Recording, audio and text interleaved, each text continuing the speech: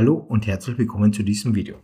In diesem Video möchte ich einfach mal so Erfahrungen weitergeben, die ich jetzt für einen Kunden einstellen musste und auch die Möglichkeiten zeigen musste, was HiCAD auch außerhalb des Standards machen kann.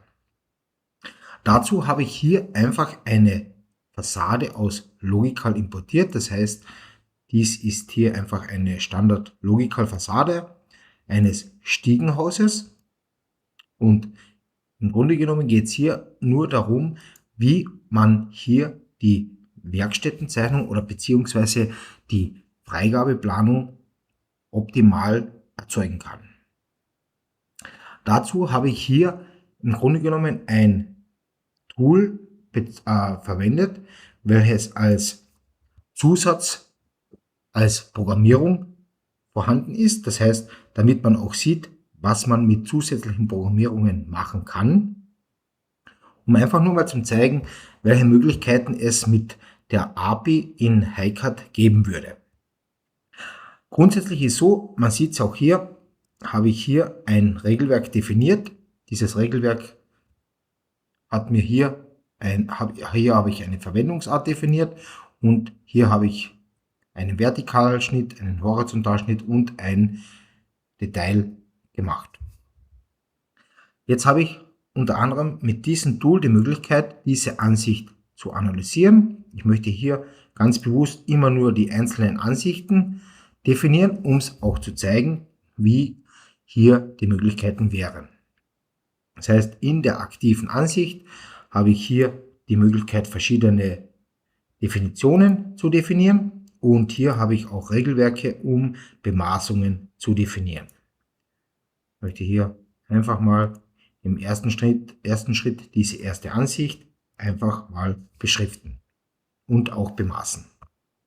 Diese Regeln habe ich jetzt eingestellt und man sieht auch hier, dass die Bemaßungen hier erzeugt worden sind. Diese starten im Grunde genommen zum Beispiel auch mit der Beschriftung, was die erste Regel wäre, der Gläser oder in dem Fall im nächsten Schritt von den Tragprofilen, das heißt die Pfosten, wo die Pfostentrennung wäre, sieht man natürlich hier ein bisschen schlecht, da die Ansicht hier auf Hidden Line gestellt ist. Dann als nächstes auch die Deckschalen mit den Beschriftungen, das heißt, um es einfach mal zu sehen, habe ich hier auch die Möglichkeiten, gewisse Texte zu definieren, wo die Bemaßungen liegen, was bemaßt werden soll und geht dann weiter auf die Achse der Regel. Das heißt, ich habe hier die Achsen der Regeln definiert.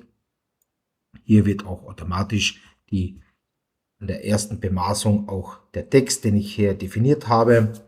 Hier sieht man, da dieses Attribut hier ein bisschen ungünstig gewählt worden ist, dass es ein bisschen ungünstig aussieht. Oder auch hier sieht man zum Beispiel, hier werden auch automatisch die Deckschalen und auch welche Deckschale das ist. In diesem Fall, man sieht hier, ist die Deckschale, in diesem Fall wurde hier automatisch dieses Attribut Teileart ausgewertet. Könnte natürlich ganz einfach, um es auch zu zeigen, hier das Attribut umstellen, dass ich hier zum Beispiel sage, okay, es soll an die Sachnummer genommen werden, könnte hier dies sofort auch aktualisieren. Hier wird mir die Bemaßung als Beispiel für diese Deckschale neu generiert und auch mit den Texten als Beispiel hier mit der Sachnummer definiert. Das heißt, jetzt wird in dieser Regel auch dies ausgewertet. Das heißt, ich habe hier relativ einfach die Möglichkeit, diese Werte auch ganz einfach zu ändern. So, dann möchte ich im nächsten Schritt als Beispiel die Schnittansicht. Das heißt, ich möchte hier wieder die Schnittansicht. Ich hätte hier alles auf einmal bemaßen können, aber ich möchte es einfach ein bisschen zeigen. Möchte ich den nächsten Schnitt definieren. Das heißt, auch hier habe ich wiederum die Maße ergänzt und definiert, wo mir hier automatisch das Glas, die Pfostenachse, die Abstände und den kompletten Aufbau definiert. Oder im nächsten Schritt möchte ich hier den Vertikalschnitt definieren. Ich habe die wieder analysiert. Automatisch wird mir hier meine Definition definiert. und hier wird mir auch im nächsten Schritt diese Ansicht definiert, wo ich hier, wenn man sich das ansieht, wiederum die Glasmaße habe, die Zwischenmaße, die Abstände der Regel habe und auch das Gesamtmaß, und das geht natürlich hier auch mit der Detailansicht. Ich möchte hier noch das Detail, man sieht auch hier, dass ich eine Detailansicht habe und möchte die hier auch mit den Maßen definieren. Und man sieht hier, dass ich hier auch diese Maße habe. Im Grunde genommen möchte ich hier einfach nur, weil ich es jetzt gezeigt habe, wurde es in den anderen Ansichten gelöscht.